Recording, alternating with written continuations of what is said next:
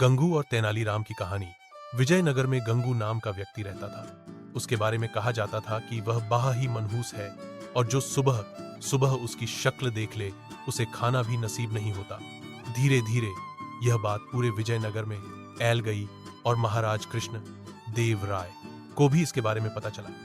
उन्होंने सोचा कि उनके राज्य में इस तरह के मनहूस व्यक्ति का रहना उचित नहीं है, किंतु राजा बहुत न्यायप्रिय थे।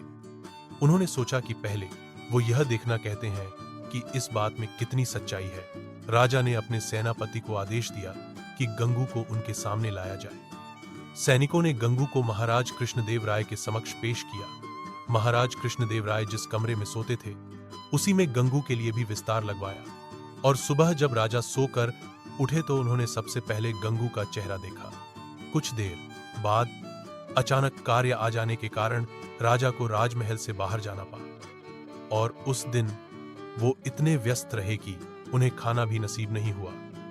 राजा कृष्णदेव राय को यकीन हो गया कि यह सब गंगू का चेहरा देखने के कारण हुआ है। राजा ने सोचा, जब इस व्यक्ति के कारण मुझे भोजन नसीब नहीं हुआ तो शहर के दूसरे लोगों के साथ क्या होता होगा। गुस्से में राजा कृष्णदेव राय ने गंगू को फांसी पर टांगने का आदेश दिया।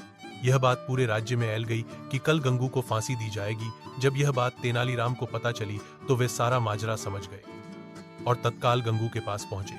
तेनालीराम को देखकर गंगू रोने लगा और तेनालीराम को पूरी बात बतलाई। तेनालीराम ने गंगू को सांत्वना देते हुए उसके कहा कि जैसा वो कहें गंगू को वैसा ही करना होगा। गंगू भी तेनालीराम की बात समझ गया। दूसरे दिन जब गंगू को फांसी दी जानी थी तभी गंगू से उसकी अंतिम इच्छा पूछी गई। गंगू बोला, मुझे महाराज से मिलकर कुछ बतलाना है, यही मेरी अंतिम इच्छा है। सैनिकों ने महाराज कृष्णदेव राय से गंगू की अंतिम इच्छा बतलाई। महाराज कृष्णदेव राय गंगू की अंतिम इच्छा पूर्ति के लिए उसके पास गए और बोले, बतलाओ गंगू, तुम्हें क्या बतलाना है। गंगू बोला, महाराज, इस राज्य में एक व्यक्ति मुझसे भी ज्यादा मनहूस है। पहले दंड उसे मिलना चाहिए, फिर मुझे। महाराज कृष्णदेव राय ने बड़े आश्चर्य से गंगू से पूछा, गंगू, बतलाओ वह मनहूस व्यक्ति कौन है। गंगू बोला, महाराज, वह मनहूस व्यक्ति कोई और नहीं बल्कि इस राज्य का राजा अर्थात आप हैं। यह सुनकर महाराज कृष्णदेव राय अत्यधिक क्रोधित हुए और बोले, जानते हो गंगू, तुम क्या बोल रहे हो, इसके बदले तुम्हें दंड भी मिल सकता है। गंगू बोला, महाराज, मृत्यु दंड से भा कोई दंड हो सकता है क्या। यह तो आप मुझे दे ही चुके हैं, कृपया आप मेरी विनती सुन लें। इसके बाद आप जो भी दंड देंगे वह मुझे सहर्ष स्वीकार होगा। यह सुनकर महाराज का क्रोध कुछ शांत हुआ और बोले, तुम्हें जो कहना है कहो।